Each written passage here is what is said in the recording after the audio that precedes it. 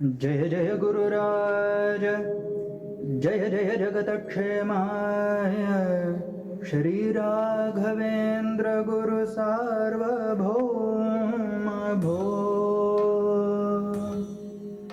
शरणागत भूभृन्निकुरम्बं नान्यालम्बं विगत विलम्बं रक्षतु कामं सुगुणारामं दोषविरामं गृहणे भीं बुधजनसन्देहहरं वन्दे मयि कुरु मन्दे सन्ततकरुणां शोकहरणां पार्वणहरिणां काननरमणीयाकृतिहरणी लोचनतरुणी लीलासरणी लोलुपचित्ते यौवनमत्ते विनिहतवित्ते विगतमहत्ते वनमदमते वकुम्भवृत्ते स्तने प्रदत्ते आहतशीले कपटशीले श्रीलगृहान्वागामं गामं दीनारान् वा याचं याचं हीननरान् वा सेवं सेवं परादारान् वदर्शं दर्शं सञ्चितपापे कुञ्चितपुण्ये वञ्चितसाधो पंचमरागे वंचितकरुणे पंचशरास्त्रे अंचितबाधे सुलभक्रोधे विगतविबोधे विवेकहीने कांक्षितयाने मतापमाने भवमधिरूढे भावितुमूढे कैतवगूढे मयि गुणलेशोऽपि नहि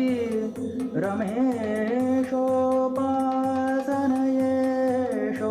सकलं कर्तुं चान्यत् कर्तुं तत्तेऽङ्घ्रिं भोजं प्रापं भो।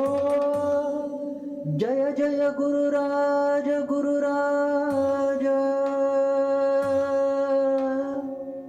यतिवरमायोपहतो भूयो दारापत्यादिकसंसृत्या मनुभूयैवं दुःखमभूवं पुत्रो हन्ते हिमकरशान्ते कमलाकान्तेडितचरणान्ते कृतविश्रान्ते नितरामान्ते पदरुध्वांक्षे स्त्रर्थाकाङ्क्षे स्मरदाकाङ्क्षे कनकमय घटित कनकुजतटेल सत्तनुपटेरलक्षित कटेरलघुष्रोणिर्भ्रमरश्रेणिर्सन्निभवेणिर्मञ्जुलवाणिर्नयनजितैणी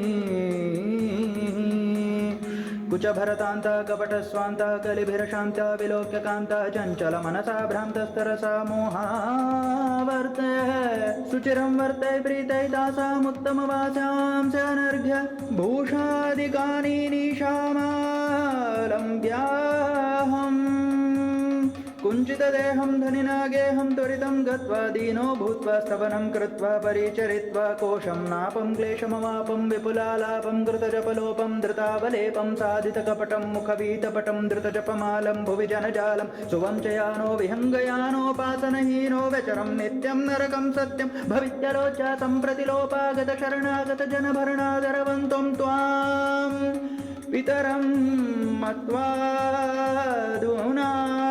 गतो भो।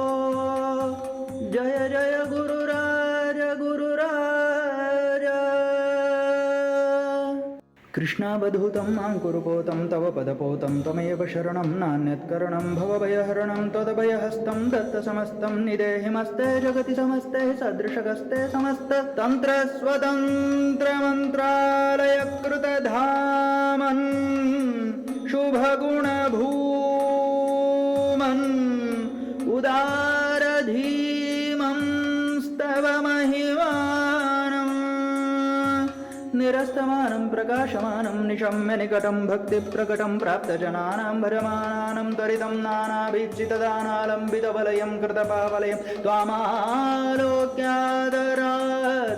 त्रिलोक्यमनुपमचरितं मम बहुदुरितं दूरीकूर्यादिति मत्वार्यागतमुद्धरमामितरा सुगमामुद्धृति विद्यां यासनवद्यां प्रतिहतनिद्रे सौधसमुद्रे तुङ्गतरङ्गै प्रेमकुरङ्गै संवृतसङ्गै ललिताभाङ्गै पश्यन् सुदयं मोहितहृदयं कुरु तव शक्तिं वक्तुशक्तिं भजमानोऽहं नाशकमेघस्फीतमनीषो हेयविशेषो विषादपूरे निर्गतसारे स्थिरसंसारे सुखावभासं दुःखविकासं बहुमन्मानक्यं तन्मानस्सुखी भवेयं तव वदसेयं प्रणामरीतिः पालय मां भो।